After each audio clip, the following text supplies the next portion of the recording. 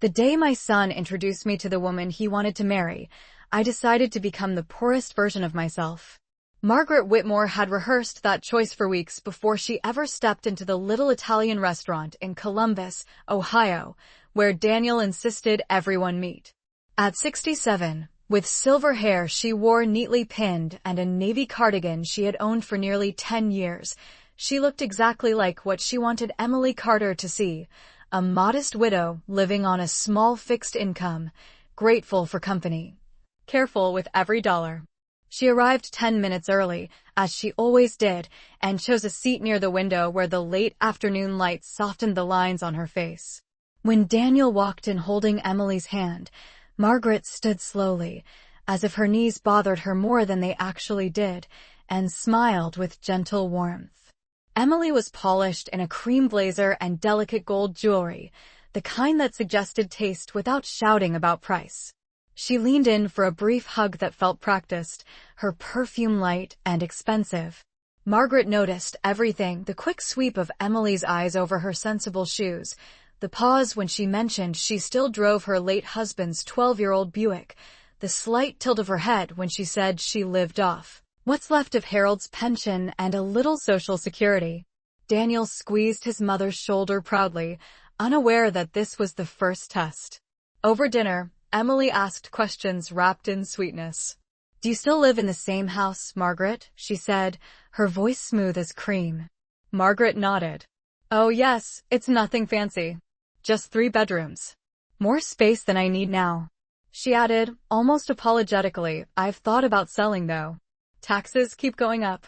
She watched as Emily's smile tightened for half a second before returning. "That must be hard," Emily replied. "Homes can be such a burden when you're on a limited income." Margaret lowered her gaze, folding her hands as if embarrassed.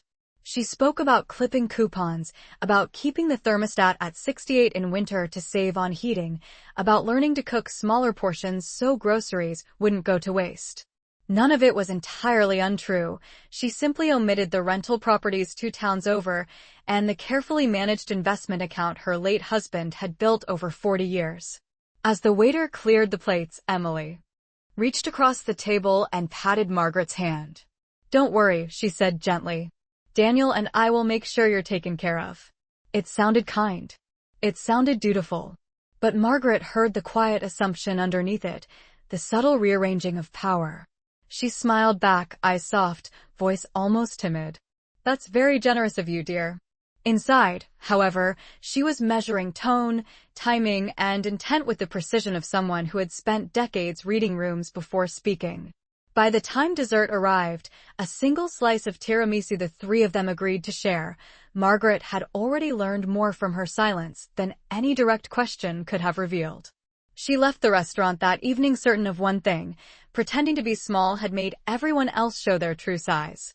In the weeks that followed, Margaret allowed the performance to continue, careful never to overplay her role. Emily began calling more often, her voice bright and attentive, always beginning with polite concern and ending with subtle investigation.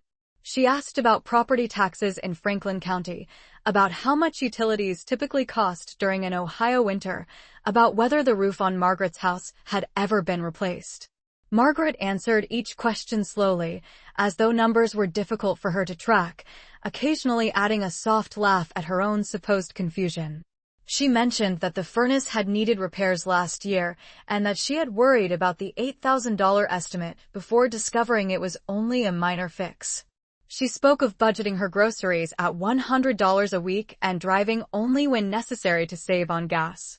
Each detail was chosen with care, enough to paint a picture of limitation, but not enough to invite pity from Daniel. What interested Margaret most was not the questions themselves, but the pattern forming behind them. Emily began offering suggestions. Perhaps Margaret could refinance the house. Perhaps she could add Daniel's name to the deed, just in case something ever happened. Perhaps it would be easier for everyone if financial matters were simplified before the wedding. The word easier lingered in the air each time it was spoken. Margaret responded with gratitude, saying she would think about it, that legal paperwork always made her nervous, that she trusted young people to understand these modern things better than she did. Meanwhile, She scheduled a quiet lunch with her attorney of 20 years, a man who had handled every document since Harold passed away. She did not change a single line of her estate plan, but she did add a new clause ensuring that any future spouse of Daniel would never gain access to her assets through marital claims. She did this calmly, without anger, as if adjusting a thermostat by 2 degrees. At Sunday dinner 2 weeks later, Emily arrived with a folder tucked neatly inside her designer tote. Over pot roast and green beans, she gently placed it on the table and said she had printed some information about protecting family wealth. Margaret noticed how Daniel looked relieved, almost proud of Emily's initiative. Margaret listened, nodding slowly, asking simple questions, pretending to be overwhelmed by legal terminology that she had in fact reviewed many times before. She allowed silence to stretch just long enough for Emily to fill it with reassurance. By the end of the evening, one truth had settled clearly in Margaret's mind. Emily was not concerned about Margaret's comfort. She was concerned about control. And the more Margaret appeared uncertain, the more confidently Emily revealed her intentions. By early spring, the wedding plans had moved from vague excitement to detailed spreadsheets, venue deposits, and carefully curated guest lists, and Margaret noticed that as the budget grew, so did Emily's confidence. One Saturday afternoon, Emily invited Margaret over to the townhouse she shared with Daniel, presenting it as a chance to bond over details. The living room was bright and tastefully decorated, every throw pillow placed with intention, every surface free of clutter. Margaret sat upright on the edge of a pale gray sofa, while Emily spread paperwork across the glass coffee table. There were estimates from a country club outside Columbus, quotes from caterers charging $75 per plate, and a photographer whose package alone cost more than Margaret had once paid for her first car. Emily spoke with enthusiasm about floral arches and live string music, about a guest list pushing 180 people. Then, almost seamlessly, she shifted the conversation. She explained that weddings were investments in reputation and future connections, that appearances mattered in Daniel's industry, and that family support could make all the difference. Margaret listened with a soft, attentive expression, folding her hands in her lap as if she felt slightly out of place among such polished plans. Emily hesitated for only a second before suggesting that perhaps Margaret could contribute by taking out a small home equity line of credit. She described it as practical and temporary, reassuring Margaret that once Daniel received his expected promotion, everything would be repaid quickly. Margaret tilted her head, asking whether debt was wise when interest rates were unpredictable. Emily smiled patiently, the way one might smile at someone who did not understand modern finance, and assured her that this was how ambitious families moved forward. Margaret nodded slowly, allowing a faint uncertainty to enter her voice. She mentioned that the house was already paid off, and that she had always promised Harold she would never borrow against it. Emily's expression flickered with disappointment before smoothing out again. She reached across the table and squeezed Margaret's hand, saying that sacrifices were sometimes necessary for the happiness of the next generation. Margaret thanked her for the advice and promised to think about it, though her decision had already been made. That evening, after returning to her quiet 3-bedroom home, she brewed chamomile tea and reviewed her bank statements at the kitchen table, not because she needed to, but because she wanted to remind herself of the stability she had built. She understood now that Emily's interest was no longer subtle curiosity. It was expectation. And expectations, once formed, had a way of revealing exactly how far someone was willing to go when they believed the reward was within reach. The tension did not erupt in a single dramatic moment, but gathered quietly, like humidity before a summer storm in Ohio. A month before the wedding, Emily hosted an engagement party at the country club she had been eager to book, inviting colleagues, distant relatives, and friends Margaret had never met.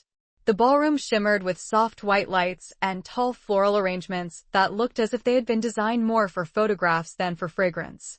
Margaret arrived alone, wearing a simple blue dress she had owned for years, her pearl necklace the only thing Harold had ever insisted she buy for herself. She moved through the room with calm dignity, offering polite smiles and brief congratulations, observing how easily Emily commanded attention. At one point, Margaret stepped out onto the terrace for air, the late evening breeze cool against her face. Through the slightly open French doors, she heard Emily laughing with two friends near the bar. The laughter carried clearly across the marble floor. One of the women asked whether Daniel's family was contributing much to the wedding. Emily let out a light sigh and replied that they were doing what they could, but that his mother lived very modestly and did not have significant resources. She added, in a tone coated with sympathy, that it would probably fall on her and Daniel to support Margaret in the future. There was a brief pause before Emily continued, saying that sometimes love meant accepting burdens with grace. The word burdens landed heavily in the quiet space beyond the doors. Margaret did not react outwardly. She remained still, her hand resting on the cool railing, her breathing steady. She had expected ambition. She had even anticipated entitlement.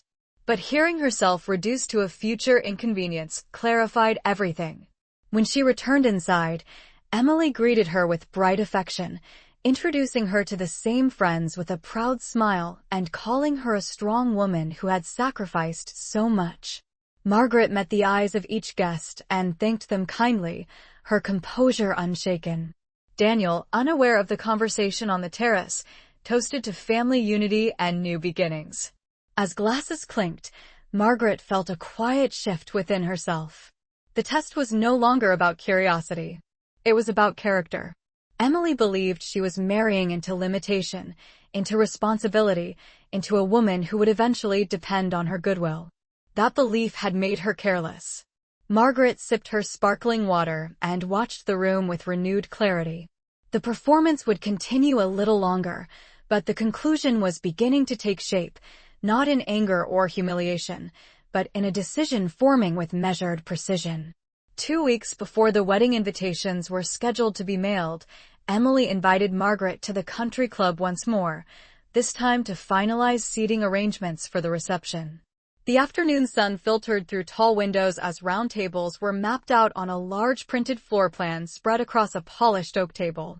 Emily stood beside it with a pen in her hand, her expression focused and professional, as though she were managing a corporate event rather than a family celebration.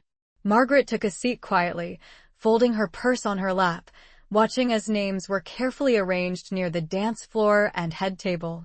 Emily explained that certain colleagues of Daniel's needed prominent placement because networking opportunities were important.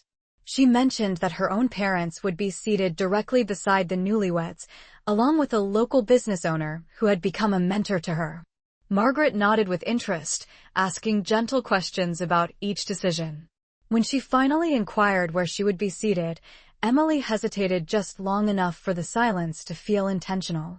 She tapped the edge of the paper and pointed toward a table near the back corner of the room, close to the service doors that led to the kitchen. She explained that it would be quieter there and perhaps more comfortable. Margaret studied the layout and saw that the table was labeled for extended relatives and a few elderly guests from Emily's church. Daniel, who had arrived late from work, glanced briefly at the chart and said he trusted Emily's judgment. Emily added, almost casually, that the head table would look more balanced without too many older guests, since the photographer preferred a youthful aesthetic in wide-angle shots. The phrase lingered in the air, delicate but unmistakable. Margaret felt the truth settle gently in her chest. This was not about comfort. It was about image. She smiled politely and thanked Emily for considering her needs, her voice steady and warm. She even joked lightly that she did not mind being near the kitchen because she had spent most of her life there anyway. The comment earned a soft laugh from Daniel, who did not notice the faint tightening of Emily's jaw. Inside, however, Margaret registered every detail. She saw how easily she had been repositioned from honored mother of the groom to decorative afterthought. She saw how Daniel's silence created space for decisions that diminished her. As the meeting ended, Emily hugged her with bright affection and spoke of family unity, of new chapters and shared futures. Margaret returned the embrace calmly. She had not expected gratitude, but she had hoped for respect. Walking out to the parking lot, She moved slowly, not because she felt weak, but because she was measuring her next step. The final pieces of the picture were now clear, and clarity, she knew, was far more powerful than confrontation. 3 days after the seating arrangement meeting, Margaret made a quiet decision that did not require raised voices or dramatic announcements. She called her attorney and scheduled an appointment for Thursday morning, choosing a time when Daniel would be at work and Emily would be finalizing vendor contracts. The law office sat in a brick building downtown, modest but well-maintained, and the familiarity of the waiting room brought her a sense of steadiness. She had walked through those same doors 20 years earlier with Harold to draft their first will, back when their savings account barely reached 5 figures.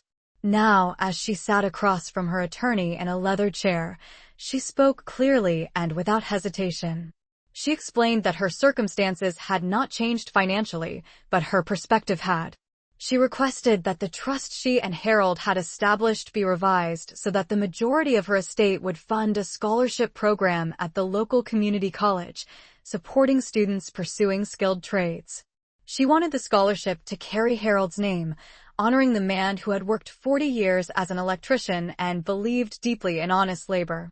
Her attorney listened carefully and confirmed that the rental properties, investment portfolio, and primary residence could all be directed into the trust with structured disbursements. Margaret nodded as each document was outlined, asking practical questions about timelines, tax implications, and beneficiary protections. She also added a clause specifying that no future spouse of Daniel would have any claim to the trust assets under marital property laws. The language was precise, unemotional, and legally sound. When she signed the updated documents, her hand did not tremble. There was no anger in her expression, only clarity. After leaving the office, she stopped at a small bakery and bought a single slice of apple pie, something she rarely allowed herself, and carried it home as though marking a private milestone. That evening, Daniel called to discuss final wedding payments, mentioning that Emily was still hopeful Margaret might reconsider contributing more substantially. Margaret responded warmly, telling her son she was proud of the life he was building and confident he would manage it responsibly. She did not mention the trust. She did not argue about money. She simply asked whether he felt respected in his relationship and whether he believed mutual consideration mattered in a marriage. Daniel hesitated before answering, and in that pause Margaret heard uncertainty he had not yet admitted aloud. After the call ended, she washed her teacup and stood by the kitchen window, looking out at the quiet street. The performance of fragility had served its purpose. Now she was no longer reacting. She was preparing. The wedding would proceed as planned, but the foundation beneath it had already shifted in ways no one else could yet see. The week of the wedding arrived with polished schedules and carefully timed rehearsals, and Margaret carried herself with the same quiet composure she had practiced for months. On the evening before the ceremony, Emily hosted a small rehearsal dinner at the country club, inviting immediate family and a handful of close friends. The atmosphere was warm, filled with candlelight and polite laughter, yet beneath the surface Margaret sensed a current of anticipation. She had requested a brief moment to speak during the dinner, framing it as a simple toast to her son. Emily had agreed readily, confident that any words from Margaret would be sentimental and harmless. As dessert plates were cleared and coffee was poured, Daniel stood and thanked everyone for coming. Then he introduced his mother. Margaret rose slowly, smoothing the front of her modest navy dress, and walked to the front of the room without notes. She began by speaking about Daniel as a child, about scraped knees and science fair projects, about the pride she felt watching him grow into a capable man. Her voice was steady, warm, and measured. The room softened as guests smiled at the familiar rhythm of a mother's devotion. Then her tone shifted, almost imperceptibly. She spoke about the meaning of partnership, about how marriage required mutual respect and shared responsibility. She mentioned that love was not measured by appearances, nor by seating charts, nor by who stood closest to the camera, but by how people treated one another when there was nothing to gain. The words were gentle, yet they settled heavily across the tables. Margaret paused, allowing silence to breathe before continuing. She explained that in preparation for this new chapter, she had finalized her estate plans. She shared, calmly and without drama, that her assets would be placed into a charitable trust honoring her late husband, dedicated to funding trade scholarships for young men and women in their community. A subtle murmur moved through the room. She clarified that Daniel would always have her love and emotional support, but that her financial legacy would serve a broader purpose. Emily's smile froze, just slightly, the confidence in her posture tightening at the edges. Daniel looked from his mother to his fiancé, surprise flickering across his face. Margaret concluded by saying that true security did not come from inheritance, but from integrity, and that she believed both Daniel and Emily were capable of building their own future without depending on hers. She lifted her glass, wishing them wisdom and kindness. The toast was met with polite applause, though the energy had undeniably shifted. As Margaret returned to her seat, she did not look triumphant. She looked peaceful. The performance of fragility was over. What remained was a woman who had quietly reclaimed her narrative in a room that had nearly written her out of it. The morning of the wedding dawned clear and bright, the kind of Ohio summer day that photographers quietly celebrate. Margaret arrived at the country club earlier than requested, not out of obligation but out of intention. She walked slowly through the manicured entrance, past white roses arranged along the aisle, taking in the careful beauty of an event that had demanded so much attention. Guests began to gather, dressed in pastel dresses and tailored suits, their voices blending into a soft hum of anticipation. Margaret greeted each person with steady warmth, her posture upright, her expression composed. There was no trace of uncertainty in her eyes now. Emily moved through the preparation suite with practiced elegance, surrounded by bridesmaids and stylists, projecting confidence despite the subtle tension left behind from the rehearsal dinner. Word of Margaret's announcement had traveled quickly among close relatives. No one had confronted her directly, but the atmosphere had shifted. Daniel approached his mother before the ceremony began, his tie slightly crooked, his expression thoughtful rather than celebratory. He thanked her for her toast the night before and admitted he had not realized how many assumptions had formed around money and responsibility. Margaret adjusted his tie gently, telling him that clarity was a gift, even when it arrived late. She did not criticize Emily. She did not speak with resentment. She simply reminded her son that respect could not be staged for photographs. As the ceremony unfolded, Margaret took her assigned seat near the back of the reception hall later that evening, exactly where the seating chart had placed her. She did not request a change. She did not signal disappointment. Yet something subtle had shifted among the guests. Several of Daniel's colleagues made a point to approach her table, thanking her for supporting local education and asking questions about the scholarship trust. Even Emily's parents offered polite admiration for her philanthropic vision. The narrative that had quietly labeled her as dependent no longer held weight. During dinner, Margaret noticed Emily watching the room more than usual, aware that the center of gravity had moved. The celebration continued with music and toasts, but beneath the elegance lay a new understanding. Margaret had not disrupted the wedding. She had not embarrassed anyone. She had simply revealed the truth of her independence. By the time the evening ended and guests drifted toward the exits, it was clear that the balance of power had quietly recalibrated. Margaret left the venue alone, the night air cool against her skin, knowing that dignity, once asserted calmly and publicly, did not need to raise its voice to be heard. In the weeks after the wedding, life did not unravel in dramatic confrontations or whispered arguments behind closed doors. Instead, it shifted in subtler ways that revealed more than any raised voice could have. Daniel and Emily returned from their honeymoon to a townhouse filled with unopened mail and thank you cards waiting to be written.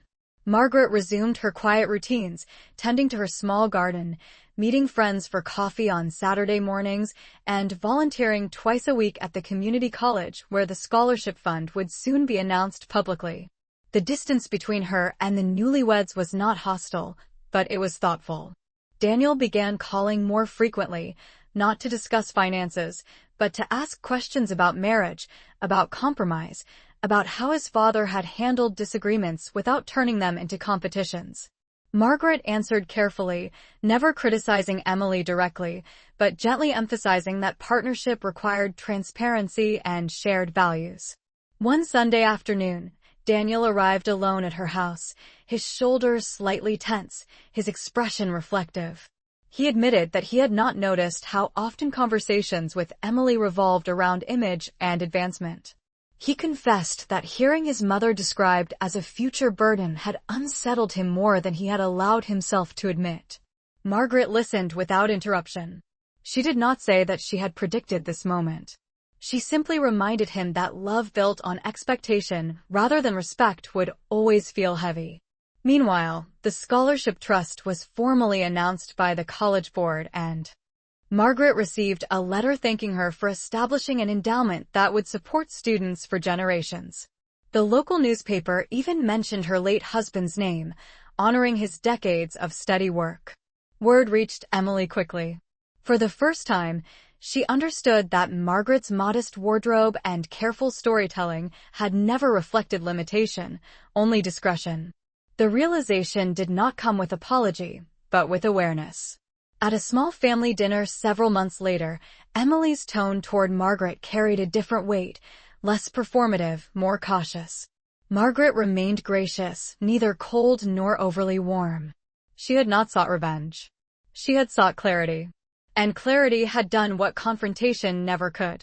In choosing to appear small, she had revealed who measured worth by surface impressions and who valued substance.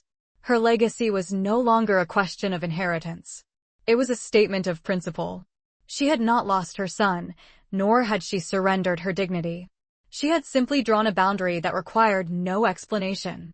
And in the quiet strength of that boundary, Margaret found something far more lasting than approval. She found peace.